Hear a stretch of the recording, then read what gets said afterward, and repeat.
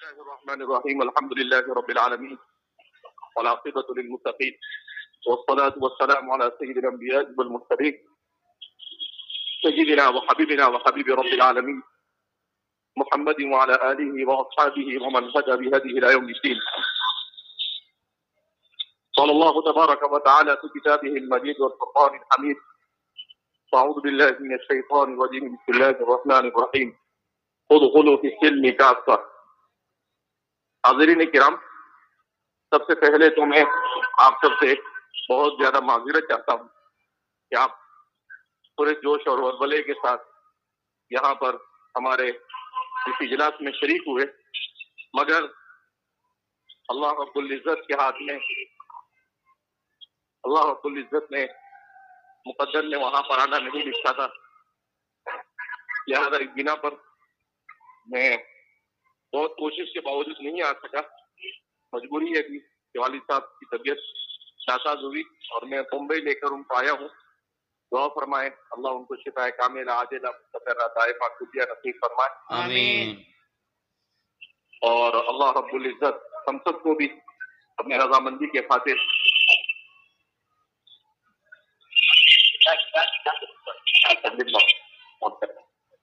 اللہ رب العزت ہم سب کو بھی اپنے دین کے لیے اخلاص الہیت کے ساتھ قبول فرمائے. آمین. دیکھو بھائیو، دوستو، بزرگوں، اللہ رب العزت نے انسان کو مختصر سی زندگی عطا کی ہے. اس مختصر سی زندگی میں انسان کو اپنی آخرت کی فکر کرنی ہے. یہ دنیا کی جتنی بھی تگ و دو ہے، یہ ساری تگ و دو صرف قبر تک ہے. انسان کمائے گا، منصب کمائے گا، عہدہ کمائے گا، اور انسان جو بھی کچھ کرے گا وہ قبر تک آئے گا ساتھ میں. مگر قبر میں انسان کے ساتھ کیا آئے گا؟ قبر میں انسان کے ساتھ آئے گا کہ اس نے اپنا عقیدہ کیسا اختیار کیا، کیا وہ اللہ کی وحدانیت اخلاص کے ساتھ، اللہ کی عبادت کے ساتھ اور عمل صالح کے ساتھ اور اخلاق کے فاضلہ کے ساتھ اس نے زندگی گزاری یا نہیں. اگر زندگی اخلاق فاضلہ لوگوں کو تکلیف، رسول صلی اللہ علیہ وسلم اس طریقے کے مطابق مرنے کے بعد کی جو ہمیشہ ہمیشہ کی زندگی ہے، اس زندگی میں انسان کے لیے خیر ہی خیر ہے. قرآن کریم میں اللہ فرماتے ہیں کہ وَمَا هَذِهِ الْحَيَاةُ الدُّنْيَا إِلَّا لَهْوٌ وَلَعِبٌ وَإِنَّ الدَّارَ الْآخِرَةَ لَهِيَ الْحَيَوَانُ. یہ دنیا کی زندگی یہ کھیل اور تماشے کی طرح ہے کہ جیسے انسان کھیل تماشے میں مختصر وقت دیتا ہے اور زیادہ وقت اپنے کام اور ضرورتوں کے اندر میں خرچ کرتا ہے، ایسے ہی ان دنیا کی زندگی کی مثال آخرت کے مقابلے میں بہت مختصر ہے.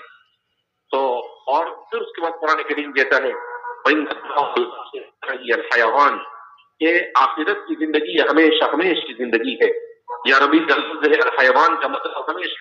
اللہ رب العزت کے یہاں پر یا تو انسان نے نیکی اور بڑائی کی ہوگی تو جنت ملے گی، یا برائی کی ہوگی تو اس کے لیے جہنم ہوگی. اللہ ہمارے لیے جنت مقدر فرمائے اور جہنم سے اللہ رب العزت ہم سب کو خلاصی عطا فرمائے.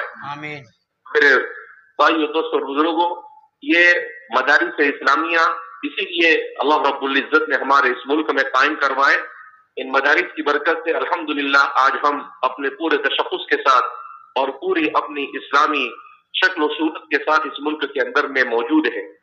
اگر یہ مدارس اسلامیہ نہ ہوتے تو لارڈ میکالے، جس نے 1833 سے 35 کے درمیان ہندوستان میں آنے کے بعد یہ اعلان کیا تھا کہ میں ایسا نظام تعلیم اس ملک کو دے کر جاؤں گا کہ یہاں کے رہنے والے کوئی بھی نہ مسلمان باقی رہے گا اور نہ ہندو باقی رہے گا. یا تو سارے کے سارے لوگ یہ عیسائی بن جائیں گے یا سارے لوگ یہ ملحد اور بے دین ہو جائیں گے. ایسے موقع پر اللہ رب العزت نے ہمارے علماء کو ان کے ذہن میں بات ڈالی کہ اپنی نسلوں کے ایمان کو بچانے کے لیے کیا کیا جائے. پھر ہمارے علماء نے سر جوڑ کر بیٹھ کر یہ فیصلہ کیا کہ چونکہ یہاں سے حکومت کا زوال ہو رہا ہے مسلمانوں کی، لہذا اس بنا پر ہم نے یہ کرنا ہے کہ وہ پہلے ہمارا پورا نظام تعلیم ہماری حکومت دیکھتی تھی. اور آپ کو یہ بھی جان کر بڑی خوشی ہوگی کہ الحمدللہ ہندوستان کی تاریخ میں اگر سب سے زیادہ تعلیم یافتہ اور سب سے زیادہ آسودہ اگر کوئی دور ہے تو وہ صرف اور صرف مسلمانوں کا دور ہے۔ مسلمانوں کے دور میں 90% تعلیم تھی۔ ایک ریسرچ آج کل آیا ہے، وہ کہتا ہے کہ ہندوستان کے اندر میں مسلمانوں کے زمانے میں 90% لوگ تعلیم یافتہ تھے، اور جب انگریز اس ملک سے گئے تو صرف 10% لوگ تعلیم یافتہ رہ گئے۔ تو جو انگریز دنیا کے اندر میں ایجوکیشن، تعلیم اور حقوق اور ہیومن رائٹس کے دوہار لگاتے رہتے ہیں، یہ صرف زبان خرچی کے طور پر ہے، ورنہ گراؤنڈ پر اگر ان کی تاریخ کا جائزہ لیا جائے تو انہوں نے انسانیت کا خون چوسا ہے۔ میں کافی دنوں سے اپنے بیان کے اندر میں ایک بات کہتا رہتا تھا کہ ہندوستان کی جی ڈی پی اور ہندوستان یہ مسلمانوں کے دور میں الحمدللہ بہت آسودہ تھا، اور 27 جی ڈی پی تھی، جو آج بھی دنیا کے اندر میں کسی ترقی یافتہ جی ڈی پی نہیں ہے۔ مگر انگریزوں نے جب یہاں سے گئے تو ہماری جی ڈی پی کو 2 چھوڑ کر گئے، یعنی اکنامیکل اور اقتصادی اور معیشت اور تجارت کے اعتبار سے ہمیں بہت دور چھوڑ دیا۔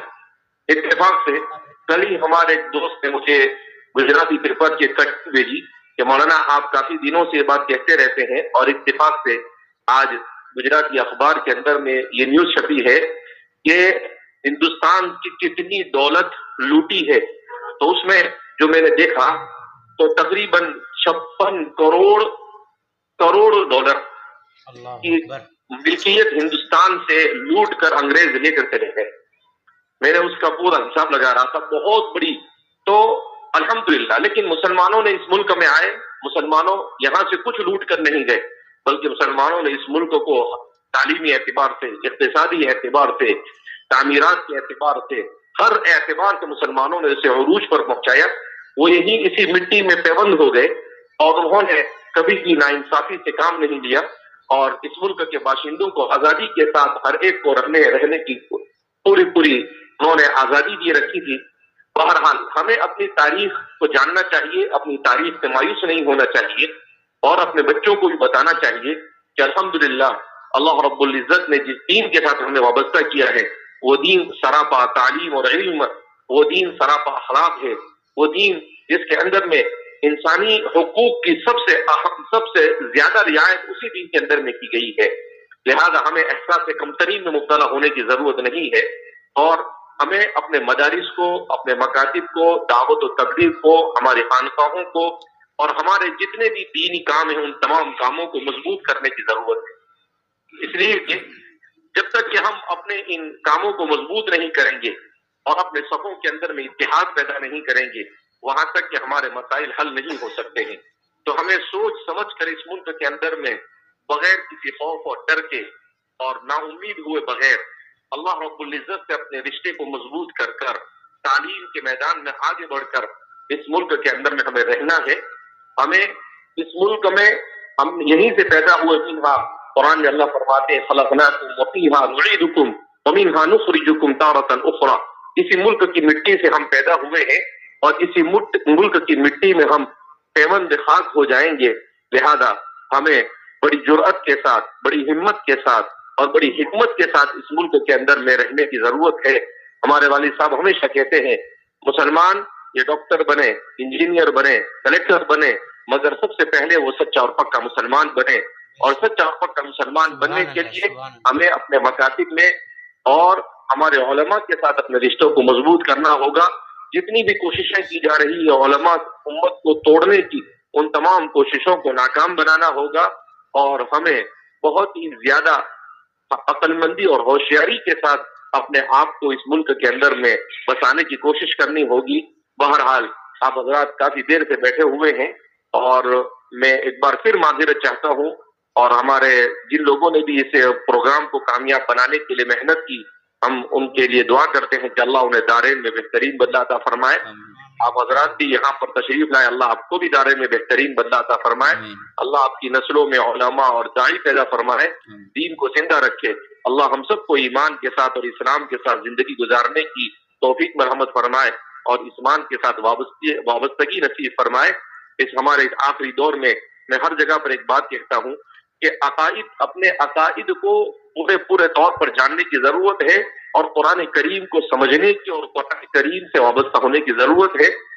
الحمدللہ ہمارے سامنے بہت ساری اس وقت بھی مثالیں ایسی ہے کہ امت مسلمہ جب بھی قرآن کے ساتھ اور اپنے ایمان کو مضبوط کرنے پر تل گئی تو اللہ رب العزت نے اسے ایسے حالات سے باہر کیا کہ انسان تصور بھی نہیں کر سکتا ہے۔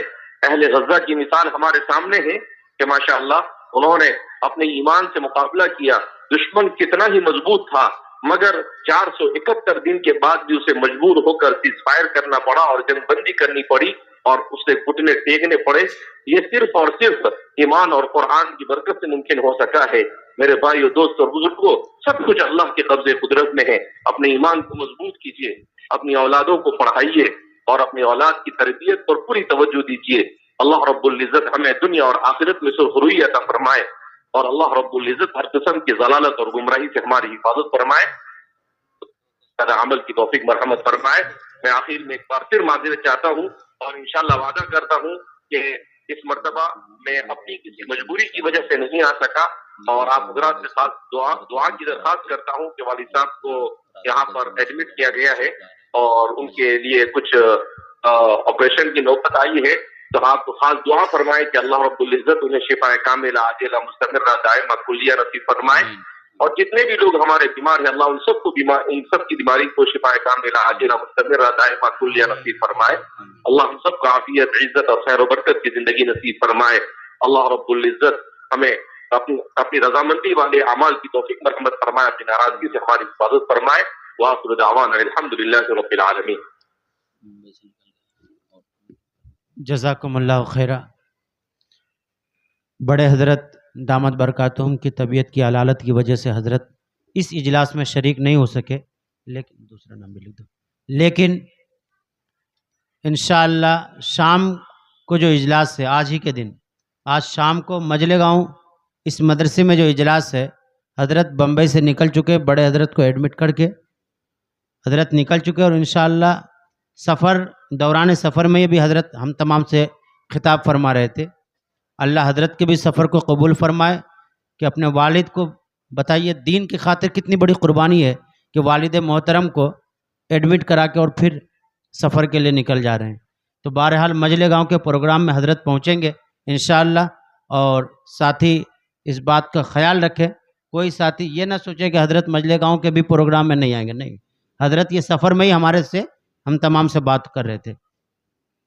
دوستو، اخیر میں ہم تمام کے تمام اس عظیم الشان اجلاس کے موقع پر شکر ادا کرنا چاہتے ہیں آئے ہوئے تمام علماء اعظام کا، اکابرین ملت کا، اور ساتھ ساتھ ابنائے قدیم و جدید کا، ساتھ ساتھ سائے گاؤں، نیم گاؤں، پپلا، مومن آباد، پرلی، گھاٹ ناندور، کیج اور جو نام بھی مجھ سے چھوٹ رہے ہیں، ان تمام گاؤں کا ایک بڑا تعاون مدرسے کو رہا ہے۔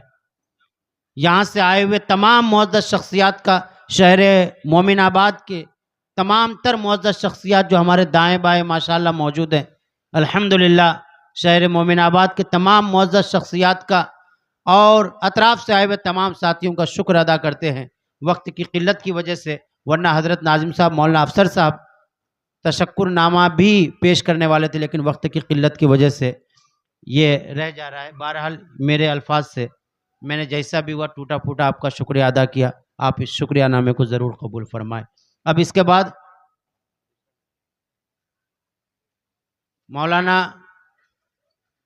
حضرت مولانا بس مہمانوں کی خدمت میں تہنیت اور گل پیش کرنا ہے۔ اس کے لیے حضرت مولانا مفتی افضل صاحب، استاد حدیث و تفسیر جامعہ اشاعت العلوم عکل کنواں، ان کے استقبال کے لیے مولانا افسر صاحب